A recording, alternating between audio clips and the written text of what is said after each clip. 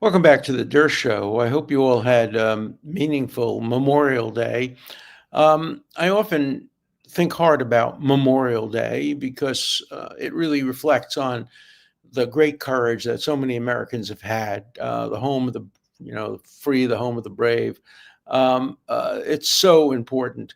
Um, I've never understood why in the United States Memorial Day is not sufficiently somber and serious a holiday. It's celebrated obviously by sales and by barbecues, and that's all fine. But um, I think people ought to go more and more to the places of rest, the cemeteries where American heroes are buried. It's an important holiday, and I'm happy to have participated in it. I myself went and looked at some of the cemeteries and where I am today, because you have to remember the ultimate sacrifice that so many soldiers made. It's interesting because I've been in Israel many times on their Memorial Day, and their Memorial Day, everything comes to a halt. People visit their friends who have lost people. It's a very somber holiday. It's the day before Independence Day. And so they combine those two together. And obviously, a sharp difference between the celebratory nature of Independence Day and the memorial nature of the day before. But it's important to remember, and we do, and we should. So that was yesterday. Today we're back to the news, and President Trump is clearly doubling down at Harvard. Why Harvard? Because Harvard is the most famous school in the world, and probably one of the best universities in the world, and in the United States, it's the oldest. It was established well before the United States was established. It was established first as a divinity school by John Harvard, whose statue stands in Harvard Square, and whose statue was desecrated by anti-Israel students who put Palestinian flags and Palestinian symbols on it. But it started as a divinity school, and now the divinity school has become the most disgraceful part of Harvard University. The divinity school has become a front, essentially, for anti-Israel rhetoric, and also anti-American, and to some degree even anti-Christian. It's become a left-wing, hard left cesspool, and it teaches courses on anti-Israel aspects of politics. There's no room for a divinity school like that at Harvard University, and Harvard University ought to sever its relations. Let the divinity school become a separate school. Let it become, the hard left school of radical divinity in Cambridge, but it shouldn't be part of Harvard. The public health school as well. You think public health? My God, you'd want to avoid, if you're a public health school, any kind of bigotry and anti-Semitism. But the public health school has become a center point of anti-Semitism, anti-Americanism, anti-Christianity at Harvard. And then the human rights programs at Harvard, the Carr Center for Human Rights. You'd think human rights, my God, human rights were developed by Jews. The original concept of human rights and the Charter of Human Rights at the UN was written by a Jewish Holocaust survivor. And human rights has been turned on its head. Today, human rights is human wrongs. It's devoted primarily to attacking Israel. The Carr Center for Human Rights has become a focal point of anti-Israel rhetoric on the Harvard campus. It existed with Harvard for many of the years that I was at Harvard.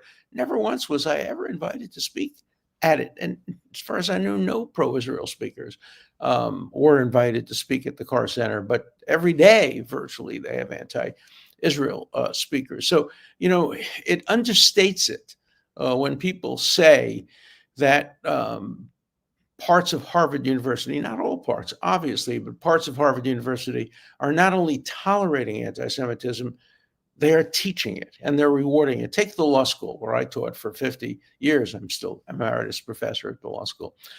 As far as newspaper reports are concerned, and I assume they're accurate in this case, not always, but I assume they're accurate. They gave a $65,000, Harvard gave a $65,000 scholarship to law school to a man who was guilty of having harassed and threatened a Jewish student. A group of anti-Israel people gathered around him and threatened him, wouldn't let him leave. Basically, they were guilty of essentially kidnapping. They wouldn't let him leave. They wouldn't let him move. It was promised that they would be punished. Instead, they were rewarded. This student got a $65,000 scholarship to continue his work against Israel, a reward for being an anti-Semite, and a reward for harassing and threatening an Israeli student. I guess what happened at the divinity school is even worse. They elected as their class marshal, that's the highest honor you can get as a student graduating, as the class marshal, one of the other students who was guilty of harassing and threatening Israeli students. Can you imagine any school at Harvard rewarding and giving a scholarship to somebody who did comparable things to an African-American student or a gay student? Can you imagine if a gay student were walking with a gay pride flag or something like that, and students surrounded that student and threatened her or him and harassed them and wouldn't let them move? Can you imagine them getting elected class marshal? They wouldn't even be allowed at graduation. Or imagine if a similar situation occurred to a Black student. This is an absolute double standard.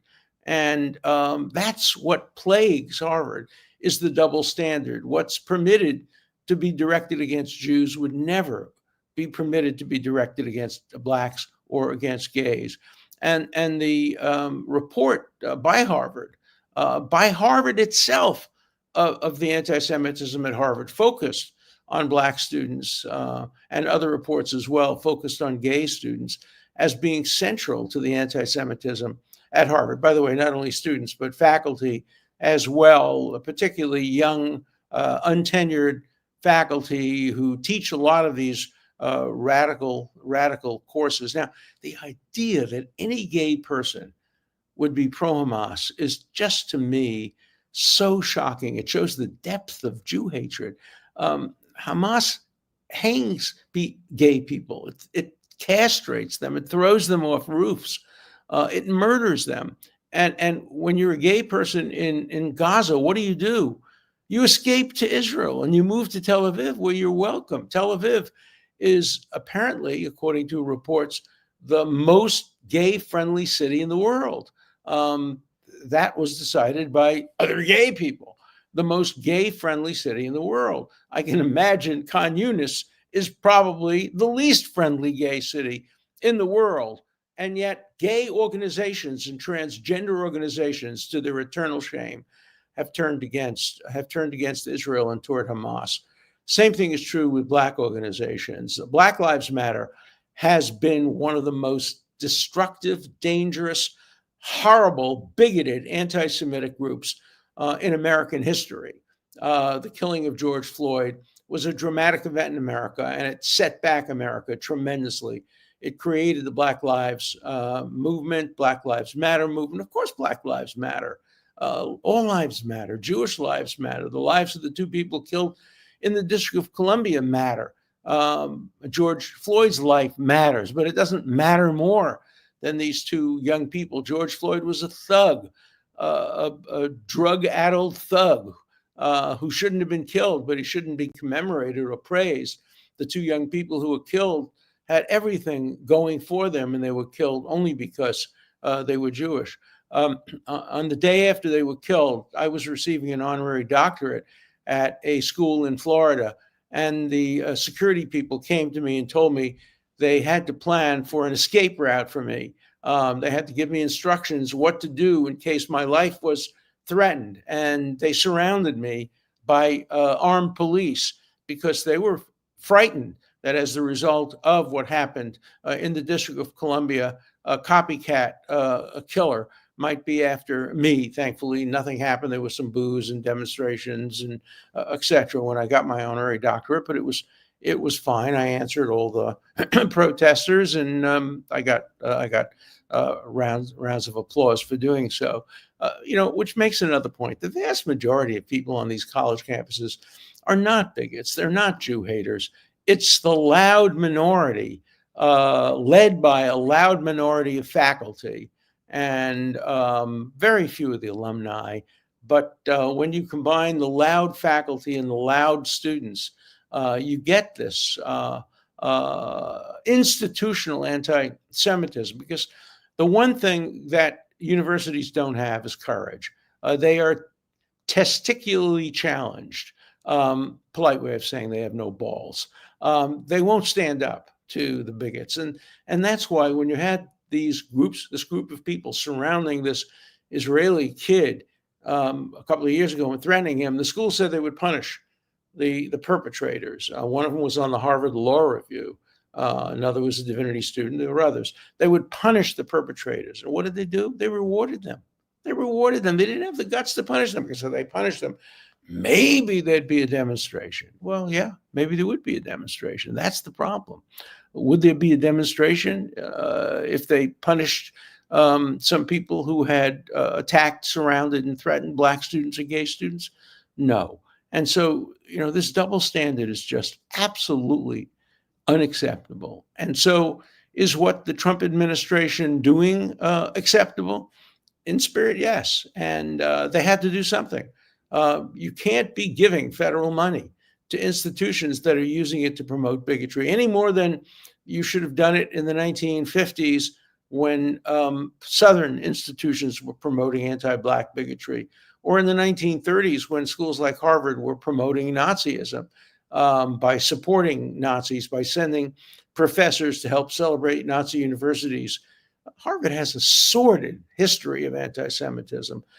They started the quota system against Jews, and they promoted Hitlerism in the 1930s. President Conant, I think it was at Harvard, was a Nazi lover. Let's not mince words. He thought highly of the Germans under Hitler's leadership. And what did the faculty do? Well, there were very, very, very few Jews on the faculty. When I got to the Harvard faculty in 1964, there were just a few handfuls of Jews, and they were not positive Jews, many of them. The man who headed the Jewish Studies Department, Professor Wolfson, was a self-hating Jew who talked about being Jewish as like having a hunchback. Don't try to fight it. That was the way in which Jews were integrated. They were more Brahmin than the Brahmins. And I was called the first Jewish Jew to come to Harvard in 1964 because I fought for the rights of Jews and got them to interview for admission students from Jewish schools in New York, which they didn't interview from earlier. And during the years I was there in 1964, probably to the beginning of this century, there was a real golden age.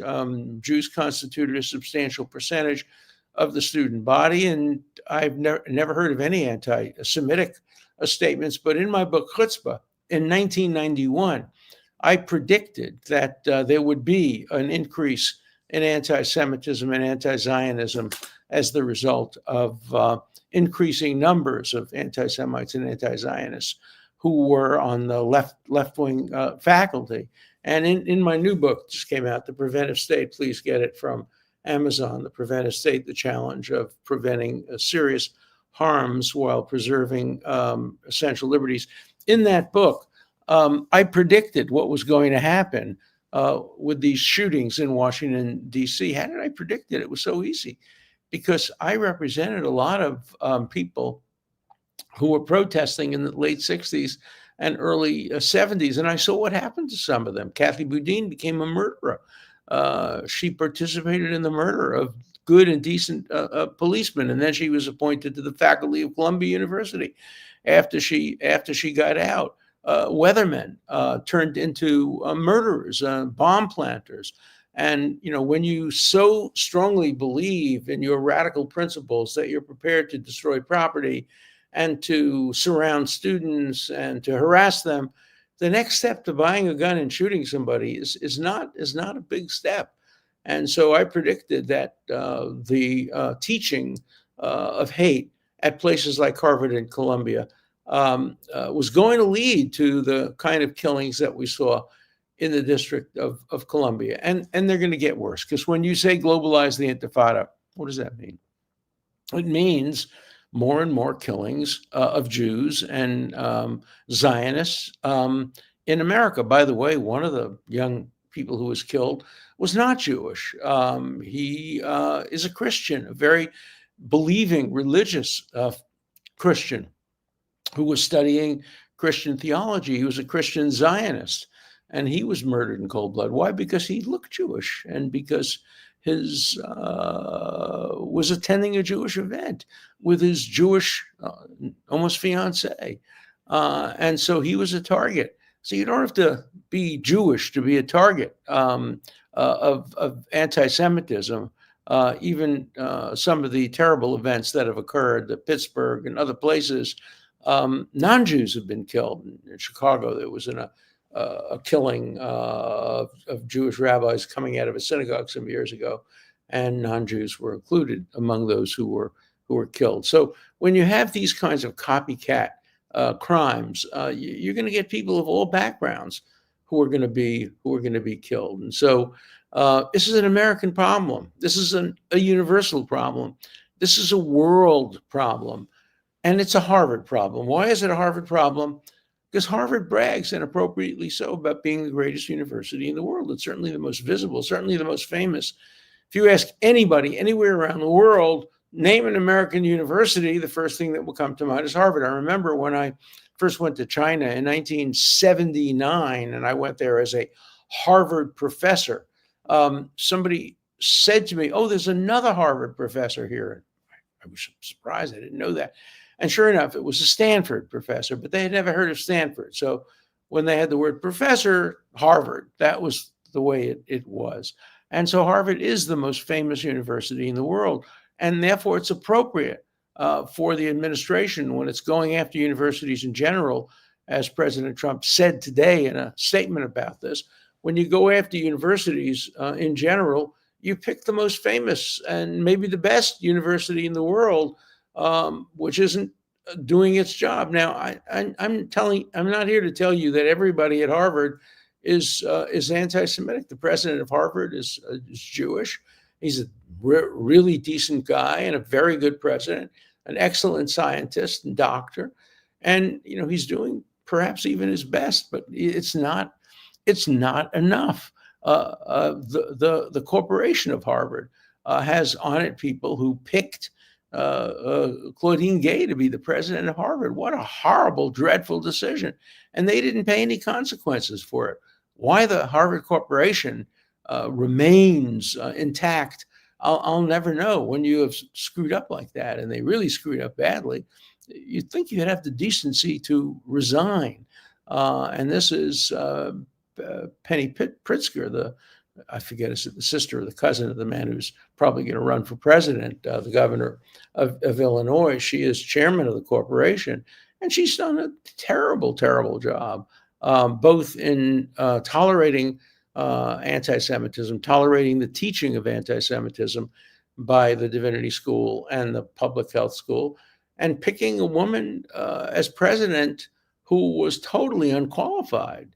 I'm always thrilled to have a woman in a position of power as president, and a Black person, of course, but this was an affirmative action, DEI choice. This was not a qualified person, as evidenced by the fact that they ultimately found evidence of plagiarism and other disqualifying factors. This was a disaster in the history of Harvard, picking Claudine Gay, and yet the people who picked her remain on as members of the governing board at Harvard. They were my bosses. Never met them. They were inaccessible. I met one of them, but in general, they have very little connection to the faculty. They just govern with a kind of invisible hand. But Harvard has some real problems. There's some real virtues. And there's a very good article by Steven Pinker in I forget, it was the New York, I think it was the New York Times, in which he makes the case and makes it very effectively that um, you shouldn't overreact against Harvard. Harvard has very, very good aspects to it. But the problem is that from the very, very top, it hasn't done enough to prevent the spread of anti Semitism. If the same corporation had the same level of tolerance toward anti Black or anti gay teaching at two of its schools, the Divinity School and the Public Health School, they'd be out of a job in a minute. But you cannot have a double standard. And, people who are claiming academic freedom, academic freedom, academic freedom, yeah, if the same academic freedom at the Public Health School and Divinity School were being used and directed against Blacks and gays, nobody would be yelling academic freedom. They would be firing everybody responsible for anti Black and anti gay attitudes. You cannot have a double standard. You must satisfy the shoe on the other foot test. It has to be the same thing, no matter who the discriminated against group is. And when the discriminated against group is the most discriminated against group in the history of humankind, Jews, and when it comes from a school, Harvard, which has a long and sordid history of anti Semitism going back to its founding, and certainly being evident throughout its modern history, from the imposition of anti-Jewish quotas to the toleration and support of Nazism during the 30s, to what's going on now. You have to be especially concerned about the growth of anti-Semitism. So two cheers for the Trump administration, not three, two cheers for alerting us to the problem. That's number one cheer. Number two, doing something about it. Why don't they get the third cheer? Because they should be using more targeted punishments. They should be directing the defunding toward those areas and those schools that are most guilty. I'm writing a book. I think I've mentioned this on the show before. Trump to Harvard, go fund yourself. No, not completely. Cancer research is too expensive to be funded, even by a $53 billion endowed school. The same thing is true of Alzheimer's research, of aging research, of heart condition research, of child illness research. It's extraordinarily expensive, and the school should not be having those parts of its research agenda defunded. Same thing is true with not allowing any foreign students to get visas. That includes Jewish students and Israeli students from foreign countries. No, that's too much. Or British students and Canadian students. No, there should be vetting to make sure that people who are coming into this country, and coming into this country is not a right. There's no First Amendment right to come into this country. You come into this country as a privilege, and Congress and the president would have the right to enact legislation or administrative rules saying you can't come into this country if you're going to exercise your First Amendment rights to demean the country, to demean Jewish citizens of this country. That would be perfectly constitutional. You can condition entry to this country. As Oliver Wendell Holmes once said about a policeman, I think it was a policeman who was a racist. He has the right to be a racist, but he doesn't have the right to be a policeman.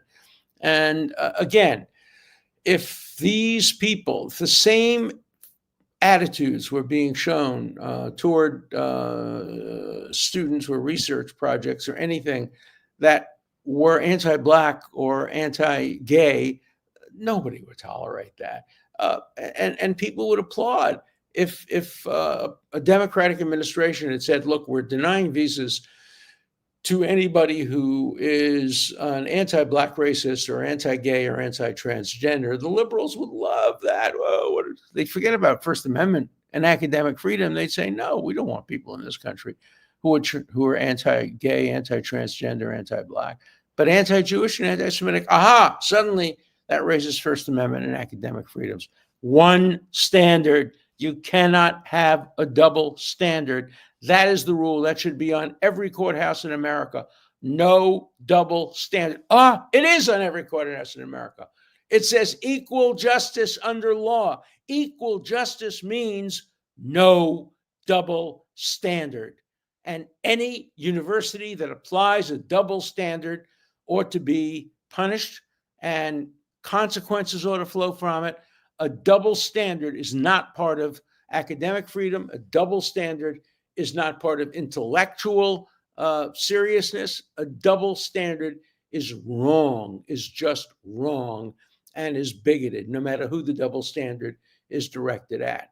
That's an easy issue. People ask me all the time, what's my definition of anti-Semitism? Everybody have all these complicated definitions. Mine is very simple.